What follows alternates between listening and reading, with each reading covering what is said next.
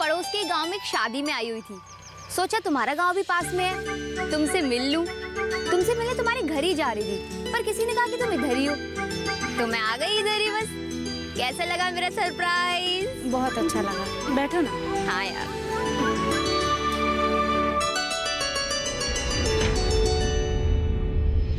और बताओ कैसी हो तुम? अच्छी हूँ, बस जॉब का इंतजार कर रही हूँ यार। और तुम्हारा क्या चल रहा है? तुम इतने उदास क्यों हो? तुमने तो यार कॉलेज से निकलने के बाद एक कॉल भी नहीं किया, और तुम्हारा नंबर भी ऑफ जा रहा है। चक्कर क्या है? अरे कुछ बोलोगी भी या बस मैं ही बोलती रहूंगी? बताने के लिए कुछ है ही नहीं, पर सच कहूं तो बताने का भी दिल चाहता है। कई दिनों से मन की बात किसी से कह नहीं पा रही हूँ।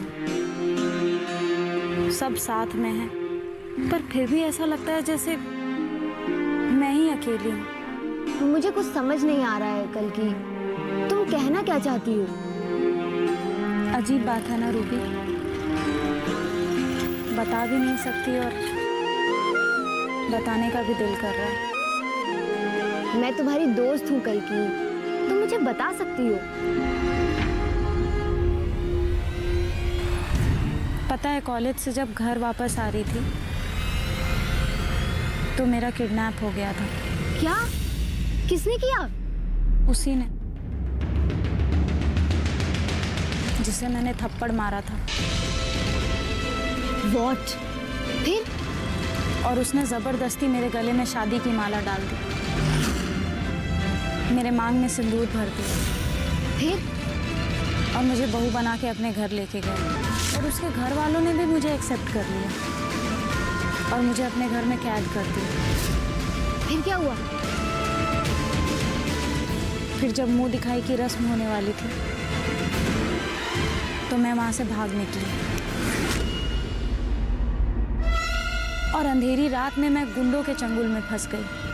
फिर क्या हुआ? और ऐसा लगा जैसे अब सब कुछ खत्म होने वाला है। फिर?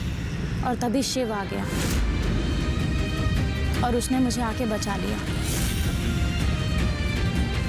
और उसके बाद वो जबरदस्ती मुझे घर छोड़ने आया। और तुम उसके साथ चली गई? तो और क्या करती?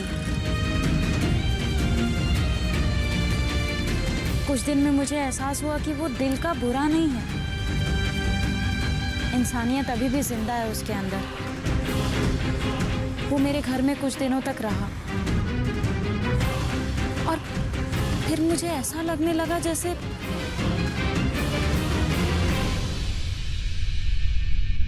हम दोनों एक दूसरे के लिए ही बने हैं।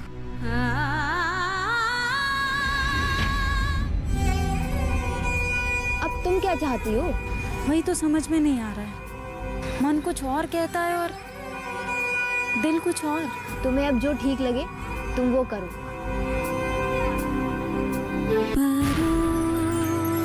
एक नई सुबह। जानकारी जो किसानों के लिए हो लाभकारी, समस्याओं पर पड़ेगा समाधान भारी, कृषि की हर बात का ख्याल, कब कैसे की जाए बेहतर देखभाल।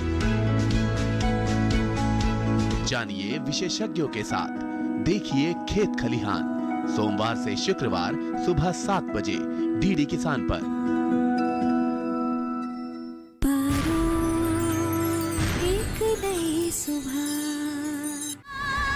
तुम्हारे घर वालों का क्या रिएक्शन था? शुरू शुरू में तो सब कुछ ठीक था, पर एक दिन अचानक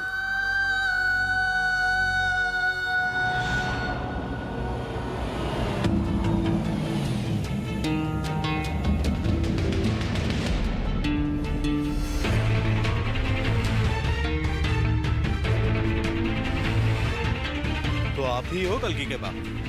जी बोलिए। जल्दी बता, आज पा रखा है हमारे भाई शिव को?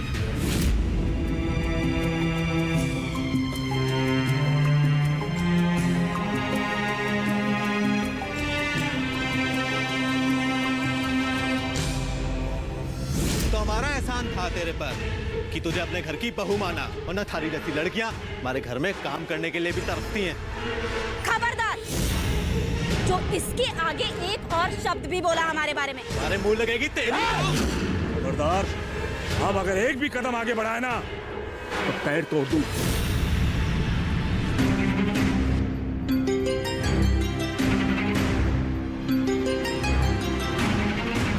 इससे पहले कि तू इसके पैर तोड़ दे, मैं तेरी खोपड़ी फोड़ देता हूं। रुक जाइए ताऊ जी।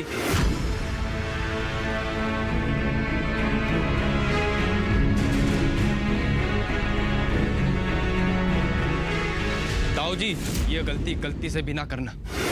अगर आपकी बंदूक की गोली किसी बेकसूर के माथे पर लगी, तुम्हारे से बुरा कोई ना होगा। तुझे अपने साथ ले चलने आया, चल। जरूर चलूंगा, पर हमारी एक शर्त है, हमारे साथ हमारी पत्नी कल की भी जावेगी।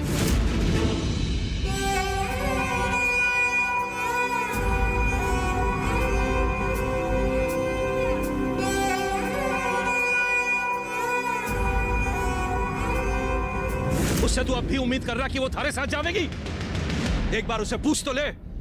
दिल से चाहा थारे को थारे पे भरोसा है कि तू जो भी फैसला लेगी, हमारे घर को, हमारे समाज को, हमारे गांव को एक नई दिशा देगी। बोल दे कि थारे को मंजूर है। मंजूर है।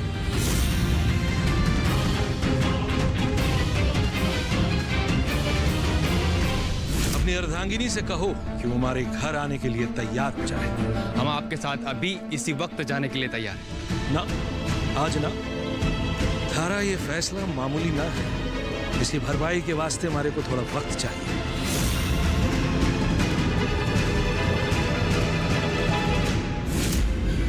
ये सब क्या हो गया? इतना कुछ हो गया और मुझे कुछ पता ही नहीं। देखिए, हम आपको बताने वाले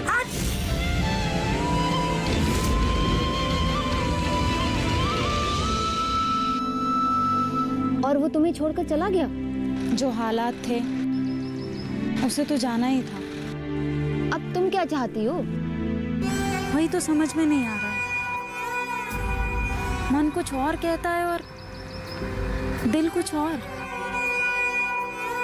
तुम्हें अब जो ठीक लगे तुम वो करो। मेरा मतलब है कि कभी कभी मन की ना सुन के दिल की सुननी चाहिए। तुम नंबर दो जल्दी उसका, मैं उसे फोन लगाती हूँ। नंबर दो जल्दी, बोलो। मेरे पास उसका नंबर नहीं है। यार, तुम इतने दिन उसके साथ रही, तुम्हारे पास नंबर नहीं है? कमाल करती हो। जब साथ में थे तो कभी ऐसा एहसास ही नहीं हुआ कि मुझे उसका नंबर लेना चाहिए। अब तुम ही बताओ, बात कैसे करेंगे, बताओ। सुनो, देखो अभी तो मुझे घर जाना पड़ेगा, लेकिन तुम टेंशन मत लो, कोई ना कोई रास्ता जरूर निकलेगा। अच्छा, अभी तुम भी चलो, मैं भी चलते हैं, कल मिलते हैं, ठीक है? चलो।